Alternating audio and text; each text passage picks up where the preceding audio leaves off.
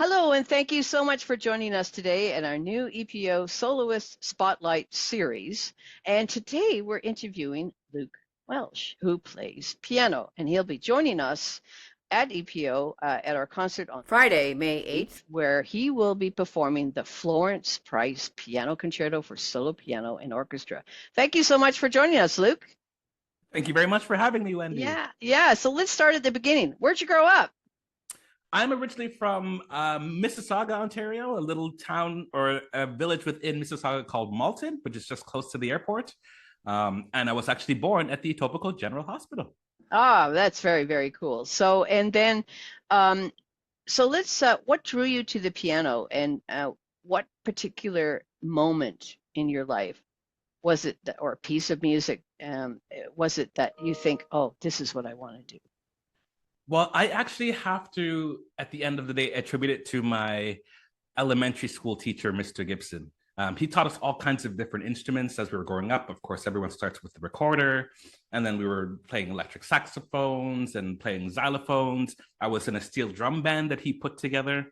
And then eventually he introduced us to the keyboards. So I was playing a little bit on these little cardboard cutouts, and then he had an actual little keyboard unit. And I was playing one of those, and he said, "Hey, where did you learn how to play that?" Because I was playing all kinds of random songs. And I said, "This is my first time."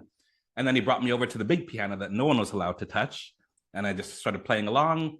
And it was only because of him, and he could play so many songs, and he was teaching us choir, and we all looked up to him so much that I think he was sort of my biggest or my first major musical inspiration, and he kind of got me going in that direction. That's amazing. It's great, and it's really something that there's usually one or two teachers when you're growing up. You said, if I hadn't come across that teacher, I don't think I would be here today. I don't think I would have found it. So tell us more a little bit more about your studies here in Canada and in Rotterdam, the Netherlands. Yes. So after I went through junior high school, I went to Mayfield Secondary School, which is actually an arts high school in Brampton, Ontario. From there, I went to Western University and did my bachelor and master's degree. As I was studying so much, I had a wonderful teacher, John Paul Bracey, who taught me so much of how to become a professional and introduced me to a lot of the repertoire. And he had been working us so hard, and I had been pushing so hard that I ended up actually blowing my arms out.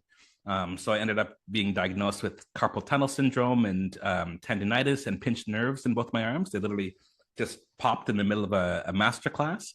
So I had to take about 3 years off and did some applications to some schools in Europe. Got accepted to the Rotterdam Conservatory. So I packed up 2 suitcases and flew over there and ended up what was supposed to be 18 months to do like a 2-year master's study turned into about 10 years. Wow, 10 years in Rotterdam. That's wonderful. Well, Europe is a wonderful place to go as a music student in general because it's dripping in culture, and definitely recommend everybody and anybody who's studying, especially if you're young and just starting off, please go to Europe and just, check it out where it all came from and why it's all there. And that's just wonderful. So, moving on, you've performed internationally and championed a wide range of repertoire. What would you say defines your artistic voice as a pianist? I would say that my goal is always to be myself. When I was younger, especially when I was studying at Western with John Paul Bracey, and he sort of opened my eyes into what dedication is required in order to become a professional or a successful professional musician in the classical music world. I had just stacks and stacks of CDs and recordings of Vladimir Ashkenazy and Sir Andreas Schiff and Martha Argerich and all of these pianists that didn't know at the time, but then became so familiar with. So for such a long time, I always wanted to play like them. So I was always trying to take little snippets of this performance and a little bit of that one, and trying to sort of give a watered down version of my favorite recordings. But then over time, John Paul was always introducing me to more repertoire where there were less recordings of these people, and was always trying to encourage me to find ways of reading the score and interpreting things in ways that just I had never heard before. And he would always have new and fresh ideas. So that helped me really learn how to interpret music and how to try to find individual ways of performing the music without destroying the composer's intentions as well. And so how did you, so you, like you said, you applied to different music schools and universities and then and conservatories, and you ended up choosing Rotterdam. And what was it that stuck out about Rotterdam that you wanted to go there? Well, it was a very difficult choice because at the time I had never been to Rotterdam or the Netherlands or Europe at all before. It Right. was always one of my dreams to visit Europe and see what it's like because you see all these things on TV and you see all these people for their 16th birthday or their graduation gift from their parents is to send them to Europe. And there's all this talk about Europe. So I ended up wanting to go there. Um, but the Rotterdam Conservatory, they were always very concerned about my personal situation. They weren't necessarily with a lot of schools, they're always looking for the next top talent. They're always looking for the next big star. But in this case, I think they really liked what I was able to offer as a performer. And they were very clear about what my condition was at that time. So to see that they bent over backwards to try to get me a full scholarship, they arranged all of my housing. They really sort of rolled out the red carpet, so to speak, when I think back about it, to get me out there and to get me back going again. That I said I would be crazy not to invest in them the same way they've invested in me. So that's why I chose the Rotterdam That's Conservatory. that's wonderful. That's really, really great that they did take the time to support you and support your talent and support you as an artist. That's amazing. So, really exciting that you're going to be performing Florence Price's Piano Concerto, a composer whose work is finally receiving the recognition it deserves. So, what drew you to this piece, and how would you describe it to someone hearing it for the first time? Well, Florence Price's Piano Concerto was not something that I had known for very long.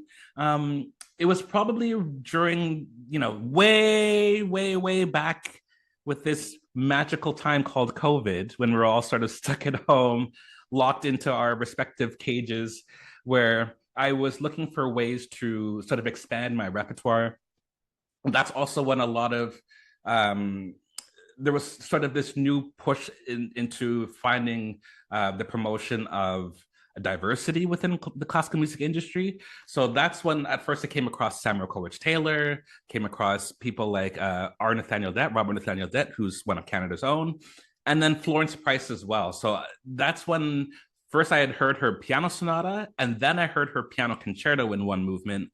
And the piano concerto itself really drew me to it because, as with any great concerto, it not only is there to encourage the best out of the performer, but it also is something I think that sort of covers all the bases of what the composer is about as well. So with Florence Price's concerto, there's a lot of Eurocentric writing in the first movement. It's very virtuosic, a very lyrical second movement. Even though it's a concerto in one movement, you can still separate three sections of it. And then the third movement is just this undeniably dance feely sort of rag jig type movement that you just can't help but sort of have a smile on your face and get into how it feels. And to think that this is one piece that covers so many angles musically, and also covers a lot of what the performance is supposed to be able to accomplish, that immediately struck me as something that I wanted to learn and perform. And tell us a bit about, and I don't want to put you on the spot, but the fact that this piece was just found. It was missing. That's right. And that's the thing about Florence Price, is that I believe they found by accident a box of, or like boxes of her repertoire in the attic of some abandoned building. So it was completely by chance, thankfully, that the building hadn't burned down or that these boxes weren't thrown away, because it's just been a treasure trove of great musical inspiration. And I think with someone like Florence Price, because not only is she Black, but she's also female and was able to write such large scale works, that it's such an important piece of music for us all to be able to enjoy. Yeah, that's wonderful that it was found. I mean, every now and then you hear about a piece of Mozart or Bach who's been found in somebody's attic, but uh, certainly with this DEI culture, and that to find something as unique as this, I'm glad that it has been found, and it's wonderful that you're performing this. So, how do you prepare for a piece like this? Are there specific technical or historical elements you immerse yourself in when bringing the music to life? Yes, I mean, because it covers so many bases, I think you can't have the same sort of cookie cutter approach that you would with a lot of other piano concertos. Like if you're learning, and I don't want to diminish them, but if you're learning a Mozart piano concerto or a Beethoven piano concerto, you can sort of graduate from like the smaller works. You can start with a rondo and then move into a Mozart sonata and then move up from the sonata into the piano concertos. But with Florence Price, a lot of repertoire that she wrote for solo piano are miniatures. They're on all kinds of different styles, but they don't really give you a chance to sort of push your way up to that level. You just got to sort of make the leap of faith. And I think at the same time, you really need to, at least as far as I'm concerned, you can't necessarily take it with a completely classical approach in terms of trying to make it sound as romantic or trying to make it sound as classical as possible. You need to be able to have a little bit of breath and a little bit of selflessness to allow the music to breathe and to allow the audience to sort of enjoy the sort of richness and the cultural blackness that's embedded in the music itself. It's so interesting, and as you mentioned, she's black. So Florence Price's legacy is powerfully rooted in the African American history. So how do you see your performance contributing to the broader conversation around representation in classical music? I'm very much excited about it. I over the last few years, I've actually been investing heavily on promoting black performers or black composers, and actually through live performance and through my recordings. Like 2 years ago, I came out with an album of Samuel Coleridge Taylor, who was a prominent black composer from the United Kingdom. Last year, I came out with an album from Robert Nathaniel Dett, a Canadian-born composer who spent time on both sides of the border, who has an outstanding legacy in terms of his compositions as a teacher, as a conductor, as a performer on organ and piano. And also with Florence Price, I'm continuing that sort of trajectory of not only promoting Black composers, but also being a Black pianist or Black classical pianist, sort of doubling down in that respect, so to speak. You don't often find, especially in Canada, a lot of Black classical musicians at the professional level. So it's nice to be on stage, not only representing the sort of traditional, so to speak, repertoire, but also to be able to perform music from more diverse composers as well. Yeah. So so do you have like favorites? Like have you first of all recorded this piece before with orchestra? I haven't recorded it, No. but I have performed it. Oh, you have performed. Where did you perform it? Last summer, I actually played it with the Toronto Concert Orchestra, Oh, right right. downtown. Yeah. Oh, cool. So, that's fantastic. So, not only are you known as a performer, but also a teacher, and as we all are. And sort of, so how do these roles influence each other in your musical life? So, tell us more about where you teach and your sort of outlook on piano teaching. My role, I think, has expanded very quickly or evolved over the last couple of years, because before, of course, when you're a teacher, you want to inspire the next generation of musicians to just love music and to perform music as much as they can. If they decide that they want to become professional with it, then all the better. Um, but especially over the last few years, and the more I've been deep diving into the repertoire by Black composers, it's also been very important for me to challenge my students to perform them as well. Not challenge them in the sense of the music being too difficult and I want to hold their feet to the fire, so to speak, but also just to remind them that, of course, they've heard of Brahms and they've heard of Beethoven and Mozart and Bach and all of these other wonderful, great names, but also to teach them that there are also other avenues and there's other repertoire that's out there. And I teach at the Royal Conservatory of Music, the Oscar Peterson program, which is specifically for underserved families, underserved communities. So there are a lot of diverse young musicians studying there. So to introduce them to that kind of repertoire at an early age is great. And also now teaching at York University, it's the same, where they're coming in with wide eyes. They want to learn, they want to challenge themselves, and to be able to introduce them to this repertoire so early in their musical lives, it's just a blessing.